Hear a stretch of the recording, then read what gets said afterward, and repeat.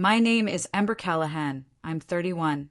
And nothing can prepare you for the moment police knock on your door asking to hand over your 6-year-old child like she's a criminal. It happened so fast, I barely processed the words. 2 officers, straight faces, badges reflecting our hallway light. Ms. Callahan, we received a report that your daughter intentionally harmed a 4-month-old infant during a family visit. We need to ask you a few questions. My mouth went dry. My daughter, my tiny, shy, soft-spoken little girl who still sleeps with a stuffed bunny, was standing behind me holding the hem of my t-shirt, eyes wide like she'd swallowed the moon. "Mom," she whispered, "did I do something wrong?" Before I could respond, I heard her voice, my sister's, outside in the hall, loud enough for the whole floor to hear. She did it on purpose, out of jealousy. My baby could have died. She shoved her phone toward the officers like she already won a trophy. Fake tears, shaking voice, like she'd practiced the performance in the car.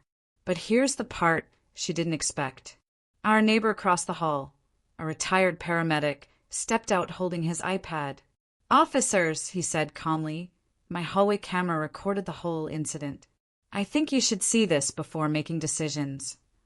The cops exchanged a quick look. They were trained for this moment, the moment accusations collide with recorded evidence. So they followed him into his doorway, and we all crowded around the screen. And then it played.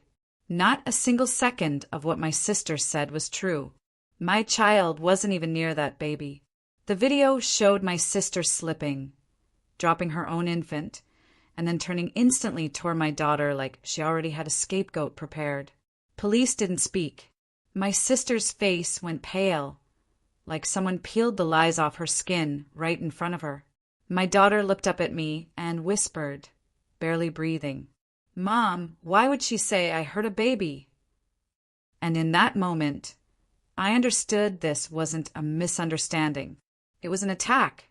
From family. The officers replayed the clip twice, slow motion, zoomed, frame by frame. There was no angle where my daughter even reached toward the baby. She was holding a coloring book, on the opposite side of the couch. Quiet, not even looking up. One officer finally turned toward my sister, voice flat and professional, the kind of tone that means we already know what's real. "Ma'am, this baby wasn't harmed by your niece. Your niece never touched him." My sister's jaw twitched so sharply I could actually see the panic set in, not because her lie fell apart, but because her lie was recorded. She tried to pivot instantly, switching from victim to actress number 2. It must have glitched. Maybe the angle didn't catch it. The baby jerked. Something happened. The officer cut her off. "Ma'am, the footage is continuous." She inhaled so sharply she sounded like she might choke. Then she suddenly pointed at me. "She's manipulating this. She always sides with strangers instead of family. She probably asked him to edit that footage." The neighbor raised his eyebrows like she'd just insulted physics. "It's a live security feed," he said. "Time-stamped. Cloud stored. I can send the officers direct access if you like." My sister froze. No tears now. Just fear. The kind that happens when someone realizes the consequences are finally theirs. The officers turned to me. "Ms. Callahan, do you want to file a false report claim? Because this," he tapped the iPad, "is clear fabrication." I looked down at my daughter, her little fingers tangled in mine. The same gentle child my sister just tried to criminalize, and I felt something inside me shift. This wasn't about clearing her name anymore. This was about protecting her from the next attempt. So I lifted my chin, steady, and answered, "Yes, I'm filing." The officers nodded, and I swear the moment I said those 3 words, "I'm filing," my sister's entire face changed shape. It wasn't guilt. It wasn't regret. It was rage layered with entitlement, like I had just broken a rule she always believed was carved into stone. Family pain must remain invisible and unquestioned. She lunged toward me, voice cracking. "You're going to ruin U.S. You're going to ruin my life over one mistake." I stepped in front of my daughter, not dramatic, not shaking, just present. "You tried to ruin a 6-year-old's life," I said quietly. "I'm simply not letting you." The officers physically positioned themselves between us now, not because she was dangerous, but because now she was cornered. That's when the tears came, but the ugly kind, the ones people manufacture when their lies finally expire. The younger cop turned to me. "We'll need your full statement. The footage will be transferred to evidence. She may receive a summons for false reporting and endangerment." My sister's jaw dropped. Endangerment, because she dropped her own baby. The neighbor stood there like a silent witness from another timeline, the timeline where truth deserved to matter. "If you need the original file," he said, "I'll email it directly to the detective." My daughter tugged my shirt again, lower lip trembling, and whispered, "Mom, am I in trouble?" I knelt down, eye level, and brushed her hair back behind her ear. "No, baby, you're safe. The truth was watching the whole time." When I stood, the officers motioned toward my sister. "We'll contact you within 24 hours, they told her. She walked away not like someone leaving, but like someone being removed by reality. Step by step, denial peeling off her like old skin. And for the first time in my life, I didn't feel like the villager exiled by family. I finally felt like the mother protecting hers. She didn't apologize. She didn't even look back. She stormed down the hallway clutching her baby like he was a shield, not a child. The elevator doors slid shut behind her, but the vibration of her footsteps still felt like leftover thunder. The officers finished documenting the statement. My neighbor emailed the footage directly to the detective's address. And then, after signatures and formalities, the apartment finally exhaled. Silence. My daughter crawled into my lap, tucked her head under my chin, and whispered, "Do grown-ups lie too?" That question hit like a brick. "Yes," I whispered. "Some do, especially when they want to hide what they did." She nodded slowly, like she was filing that sentence into permanent memory. After the officers left, I laid her down for a nap and sat alone in the living room, staring at the small blinking red light on the baby monitor. The same little red light that kept her safe every night. The same concept that saved her today. Evidence doesn't care about manipulation. Evidence just shows what happened. And then, 2 hours later, my phone buzzed. It wasn't my sister. It was my mother. First message. "Don't escalate things." She didn't mean it. She was overwhelmed. Second message. "Be smart. This will make us look bad." And there it was. Not, "Is your daughter okay?" Not, "Do you need anything?" Not, "Are you shaken?" Their priority wasn't trauma. It was image. My mother wasn't asking for forgiveness. She was asking for silence. I typed back one sentence. If you cared about looking bad, you should have cared about what she did. No emoji. No softness. Just truth thrown like a stone into a house made of glass. And this time they didn't reply. The next morning at 7:42 a.m., my phone rang again, but not from family. It was the detective. He spoke calmly, professionally, like someone who'd handled far uglier cases than this. But even he paused mid-sentence when he referenced the footage. "Ms. Callahan, your sister didn't just lie. The way she reacted after dropping the infant, that's concerning. We're forwarding this to CPS for formal review." CPS. Those 3 letters hit different. Because for years my family weaponized "you're dramatic" and "stop overreacting" to turn every truth I ever spoke into something small. But now the system they always assumed would protect them was suddenly looking in their direction. After the call ended, I sat on the arm of the couch, my daughter drawing with crayons at the coffee table, oblivious to the legal earthquake shifting underneath her bloodline.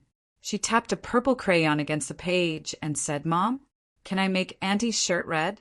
Because that's her mad color." I laughed, but it wasn't petty laughter. It was the sound of a mother realizing her child didn't absorb cruelty. She survived it. At noon, Mom finally texted again. "Fix this. It's your sister. She needs support, not punishment.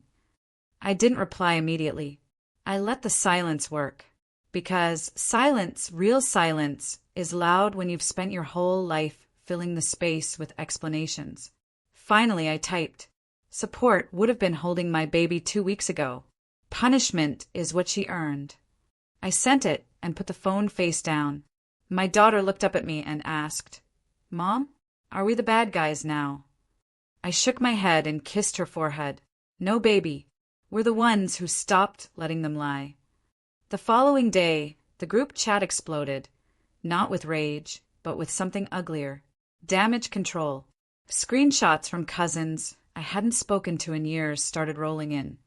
Apparently my sister had crafted a new narrative overnight. Now the story was, the baby slipped because Ember's daughter pushed the couch cushion too hard. A brand new lie. Fabricated. Polished. Distributed like campaign flyers. They weren't trying to avoid consequences now. They were trying to rewrite them. But here's the part they didn't calculate. You can't rewrite something that's already been logged into evidence.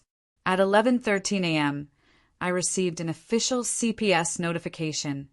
Case opened, interview scheduled, evidence accepted.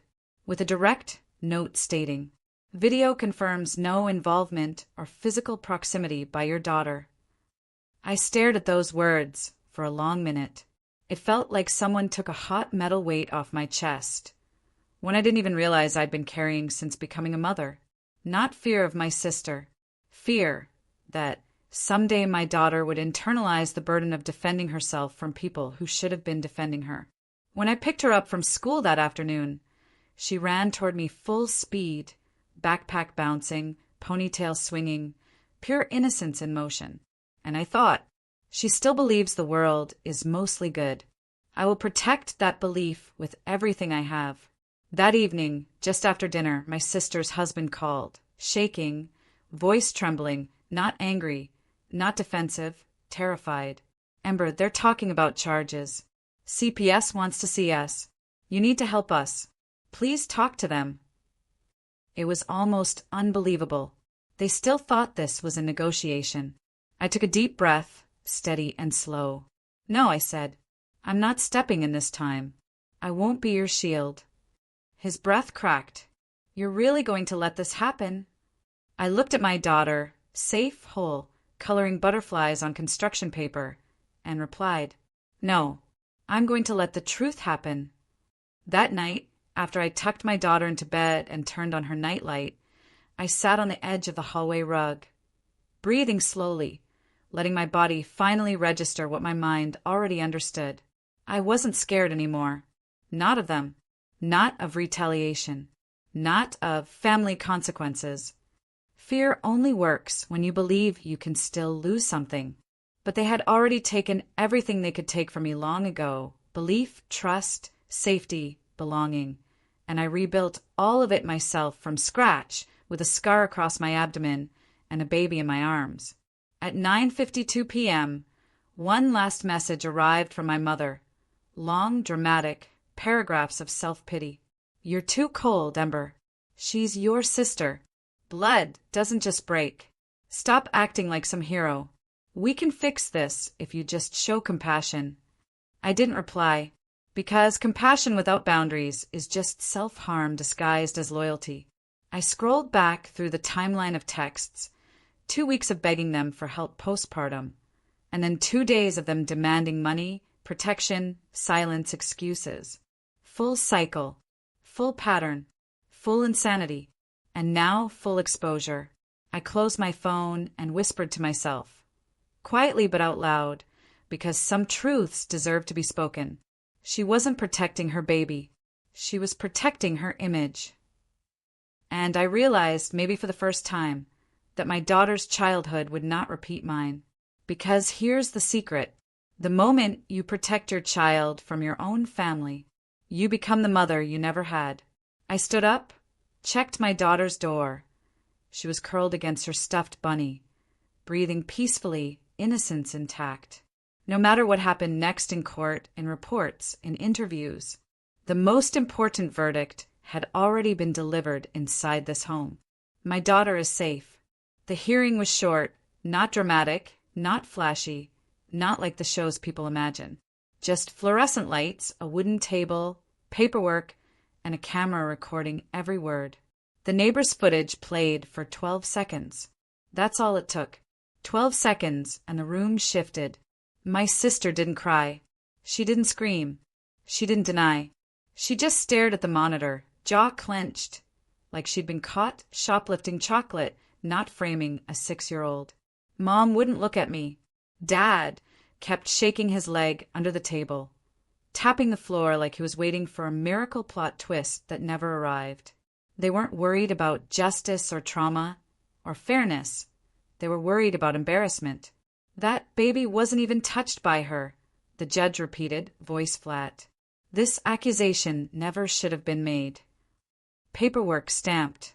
Custody warning issued. Case closed. We walked out, my lawyer carrying a folder, me carrying nothing but oxygen in my lungs, and for the first time since giving birth, that felt like enough. Outside the courthouse, I didn't say a single poetic line. I didn't throw a victory quote into the sky. I didn't turn back for a final stare. I just opened the back door of my car, lifted my daughter's little hand, buckled her seatbelt, and said, "You're okay. We're okay." She asked if she could get ice cream on the way home. I said yes, because sometimes the smallest rewards are the biggest beginnings. Later that night, when my phone buzzed again, a new message from my sister, I didn't even open it. I just blocked the number. Not to hurt her. Not for revenge. But because I finally understood that healing is not about proving you were right. It's about protecting the peace you finally earned. I sat on the kitchen floor while my daughter colored stars at the table. Yellow, gold, neon, and I let silence sink in. The same silence that once suffocated me now felt like air. And I whispered one thing, just one, to the version of myself I used to be. You did it. You kept her safe.